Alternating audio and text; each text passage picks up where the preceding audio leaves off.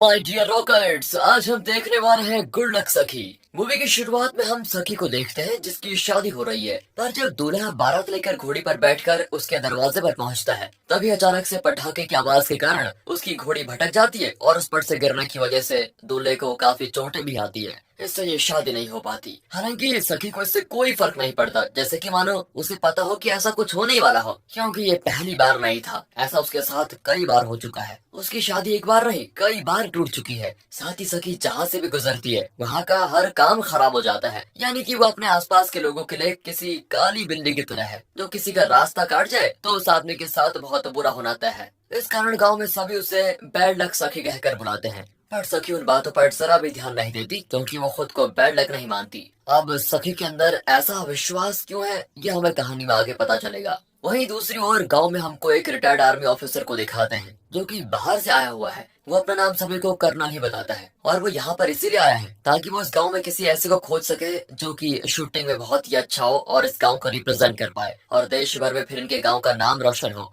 Colonel ये सब इसीलिए कर रहा होता है क्योंकि उसका बचपन इस गांव में ही बीता था। इसीलिए वो गांव के मुखिया को ऐसे लोगों को लाने के लिए कहता है जिनकी शूटिंग में दिलचस्पी हो और उन्होंने कभी शूटिंग की भी हो। इसी बीच हम सखी को देखते हैं, जो कि अपने धान बेचने के लिए रेडी की दुकान पर आती है, और वहाँ पर काम करने वाला सूरी नाम का एक लड़का सखी को देखकर छेड़ने लगता है। अब क्योंकि सूर्य अपनी पत्नी ज्योति के सामने ही सखी को छेड़ रहा होता है, तो सखी उससे कहती है कि तुम्हें शर्म नहीं आती जो अपनी पत्नी के सामने ये सब कर रहे हो। मगर सूर्य को अपनी पत्नी से कोई डर नहीं होता। तभी रेड्डी सूर्य को किसी चीज के लिए बुलाता है और सखी इसी बीच वहां से चली जाती है। इसके बाद सखी महाभारत के ऊपर एक स्टेज प्ले देखने जाती है, जिस दौरान अर्जुन का रोल कर रहा एक्टर तीर चलाने से पहले कहता है, अगर निशाना पूरे मन से लगाया जाए तो जीत हमारी ही होती है। और ये बात सखी सुन लेती है तो उसका चेहरा खिल उठता है, क्योंकि ये डायलॉग तो बचपन में उसके दोस्त गोली राजू बोला करता था। इस कारण वो खुशी से जोर से गोली राजू का नाम पुकारती है, और वहां बैठे सभी लोग फिर हंसने लग जाते हैं। साथ ही राजू को ये बात पसंद नहीं आती और नाटक को ही बीच में छोड़कर अंदर चला जाता है। तब सखी उससे मिलने जाती है।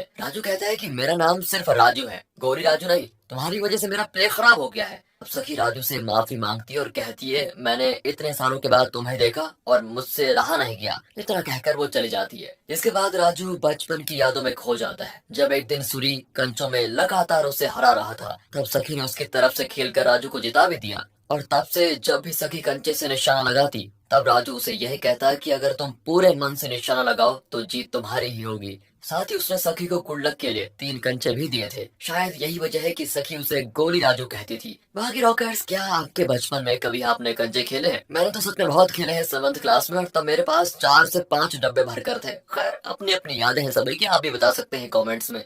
बाकी कहानी में वापस आए तो राजू और सखी बचपन में एक साथ रहते मस्ती करते थे। पर एक दिन राजू को अपने माता पिता के साथ ये गांव छोड़कर जाना पड़ा, जिसके बाद वो अब आया है तो सखी काफी एक्साइटेड होती है। इसलिए अगली सुबह वो सखी से अपने व्यवहार के लिए माफी मांगता है। सखी भी उसे माफ कर देती है, पर वो उसे अब भी राजू ही कहती है। इस पर वो कहता है कि अब तुम्हारी वजह से पूरा गांव मुझे गोली राजू ही बुला रहा है, तो तुम भी मुझे अब इसी नाम से बुलाओ। फिर दोनों साथ में अपनी बचपन की यादों को दोबारा जीते हैं, साथ ही कंचे भी खेलते हैं। सच में कितनी जल्दी बड़े हो जाते हैं हम। दूसरी ओर कर्नल गांव के लोगों से शूटिंग करवाकर देखता है, पर उनमें से कोई भी उस लायक नहीं होता। तब सूर्य भी ट्राई करता है और उसका निशाना बिल्कुल बेहतर होता है, और इस तरह कर्नल सूर्य को सिलेक्ट कर देता है। अब आगे की कंपटीशन के लिए वो खुद उसे ट्रेनिंग देगा, लेकिन अभी भी उसकी खोज जारी है। अब कर्नल ने सूर्य को चुन लिया है, तो इस बात से सूर्य काफी ज्यादा डींगे मार रहा होता है। वो फिर से सखी को छेड़ने की कोशिश करता है। तब वहाँ राजू आकर कहता है कि तुम्हें कर्नल ने चुन तो लिया, लेकिन सखी के मुकाबले तुम कुछ भी नहीं हो। लगता है तुम भूल गए कि कैसे सखी ने बचपन में तुम्हें कंचों में बार बार हराया है। अब सूर्य भी राजू को पहचान जाता है और कहता है, तुम आज भी लड़कियों को अपनी ढाल बनाकर उनके पीछे से ही बात करते हो।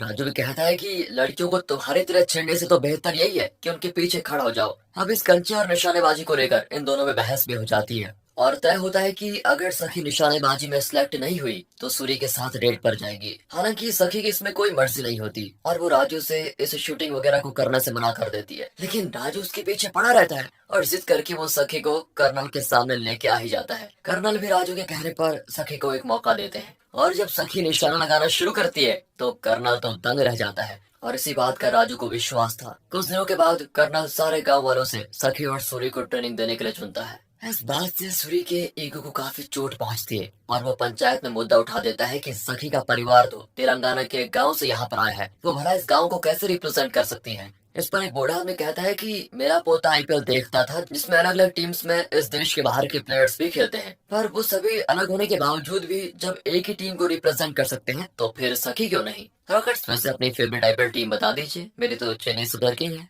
अब उस बूढ़े आदमी की बात को सुनकर सूरी कहता है कि आखिर एक लड़की कैसे ये सब कुछ कर सकती है। राजू भी कहता है कि उत्तर प्रदेश में रहने वाली चंद्रू तोमर जिन्होंने 84 साल की उम्र में शूटिंग कंपटीशन जीता था, वो भी तो है, उन्हें भूल गए क्या। तो जब वो कर सकती हैं तो हमारी सखी क्यों नहीं। पंचायत भी सखी का ही साथ देती है। ये सब कुछ कर्नल देख और सुन रहा होता है। उसे पता चलता है कि ये सारा बखेड़ा सूर्य का खड़ा किया हुआ है। तो वो सूर्य को समझाने आता है कि औरतें पहले से ही कई सारी समस्याओं से जूझ रही हैं। उनका साथ नहीं दे सकते तो कम से कम उनके रास्ते की कामयाबी का कांटा तो मत बनो। इस दौरान कर्नल की नजर सूर्य की बाइक पर पड़ती है जो कि नई लग रही होती है। साथ ही सूर्य ने पिछले दिन अकेले में ही सखी को एक सोने का हार भी देने की कोशिश की, जिस दौरान सूर्य को सखी ने काफी अच्छा मजा चखाया था। आखिर ये सब सूर्य के पास आया कैसे। फिर एक रात कर्नल सूर्य को रंगे हाथों पकड़ लेता है जो कि उनकी शूटिंग वाले गन चुराने आया है। इसी गन को दिखाकर सूर्य ने एक बस में जा रहे यात्रियों को लूटा था और उन्हीं पैसों से वो बाइक और हार वगैरह ले पाया। कर्नल ये पता लगाने के बाद अब सूर्य को ट्रेनिंग देने से मना कर देता है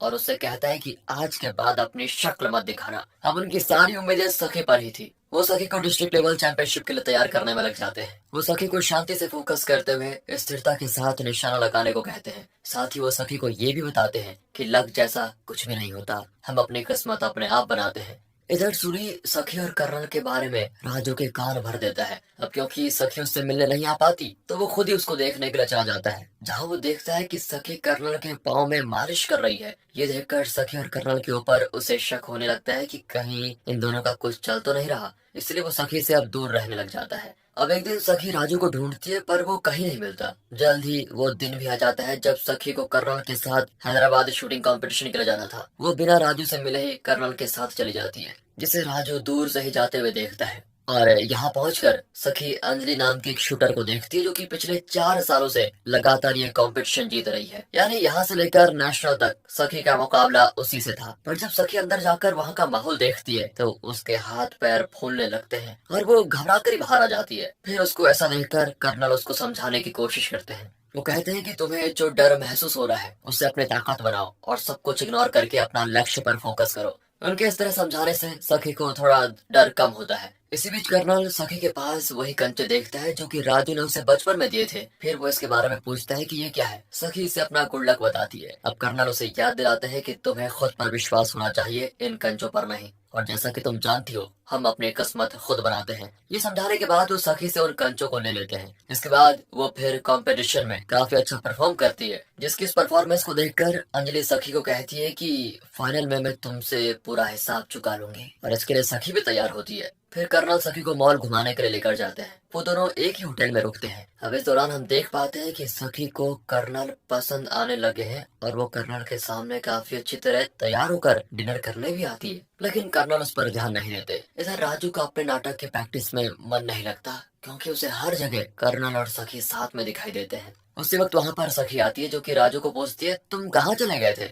जानते हो मैं कंपटीशन में जीत गई हूँ। राजू कहता है मुझे थोड़ा काम था। अब वो कर्नल के साथ हैदराबाद से सीधा उसके पास आई है, इसलिए वो राजू को अपने साथ गाँव लेकर जाती है, जहाँ सखी की इस जीत से सभी उसका अच्छे से स्वागत करते हैं। इसके बाद कर्नल सखी की मेंटल स्टेबिलिटी के लिए एक साइकोलॉजिस्ट डॉक्टर को बुलाते हैं ताकि वो सखी को और अच्छे से फोकस करने के बारे में बता पाए। अब सखी जब उस लेडी डॉक्टर को कर्नल के साथ देखती है तो वो समझ जाती है कि कर्नल उसे पहले से ही जानते हैं और डॉक्टर को कर्नल के करीब देखकर सखी उससे जलन महसूस करने लग जाती है। इसलिए वो डॉक्टर के सेशन को बीच में ही छोड़कर चली जाती है। कर्नल भी समझ चुके हैं कि सखी उनके बारे में क्या सोच रही है, इसलिए वो सखी को समझाने की कोशिश करते हैं कि मेरी उम्र 50 है और तुम्हारी 25। जब तुम पैदा भी नहीं हुई थी तब मैंने आर्मी ज्वाइन की थी और तुम्हारे और मेरे बीच गुरु और शिष्य का रिश्ता है। तुम मेरी इज्जत करती हो और तुमने इसे प्यार समझ लिया, तो एक काम करो, अपने माइंड को क्लियर करो और इन सब बातों को हटाकर अपने कंपटीशन पे लगाओ। यहाँ सखी उनकी बात समझने के बजाय हंसकर टाल ही देती है। इधर राजू को पता चलता है कि उसका प्ले देखने के लिए एक फेमस डायरेक्टर आ रहे हैं जो कि अपनी फिल्म के लिए एक एक्टर की खोज में है।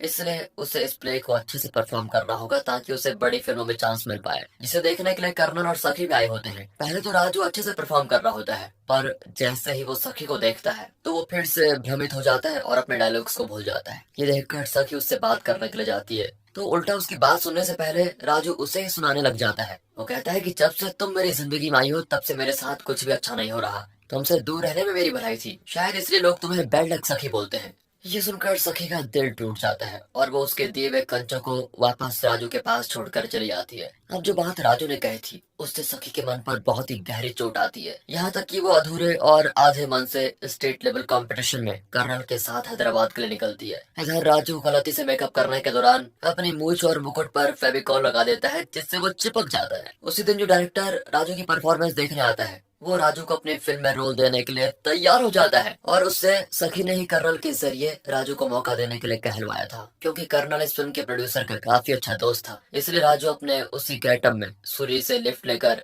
हैदराबाद के लिए निकल पड़ता है। सूरी भी अब काफी सुधर चुका है। उधर कंपटीशन में सखी को उदास देखकर कर्नल पूछता है कि क्या हुआ, तुम्हारा ध्यान कंपटीशन पर क्यों नहीं है। इस पर वो फूट फूट कर रोने के साथ कर्नल का हाथ पकड़ने जाती है, लेकिन कर्नल अपना हाथ उससे दूर कर देता है। सखी चाहती है कि कर्नल उसके प्यार को स्वीकार कर ले और उसे इमोशनल सपोर्ट दे, मगर कर्नल उसे फिर समझाता है कि ये गलत है। इस पर सखी अब कर्नल से बिल्कुल गुस्सा हो जाती है और उसे दिखा दिखा कर खराब परफॉर्मेंस देने लग जाती है। तभी वहाँ पर राजू आकर सखी से 1 मिनट के लिए बात करना चाहता है। वो सखी को उसकी वही कंचे लौटाकर माफी मांगते हुए कहता है, आज तुम ना तो मेरे लिए जीतो और ना ही कर्नल के लिए, ना ही गांव के लिए। आज तुम अपने लिए जीतो और दिखा दो कि तुम भी कुछ हो। फिर सबको पता चल जाएगा जब एक लड़की कुछ करने की ठानती है तो वो उसको करके रहती है। इसी के साथ वो अपना डायलॉग भी मारता है कि पूरे मन से निशाना लगाओ, जीत तुम्हारी होगी। सखी काफी अच्छे से निशाना लगाती है और सभी बहाल हो जाते हैं। आखिर में सखी के साथ अंजलि ही बचती है, जिन्हें अब सिर्फ 2 निशाने लगाने होते हैं। उनमें से एक पर तो सही लग जाता है, लेकिन अगला लगाने से पहले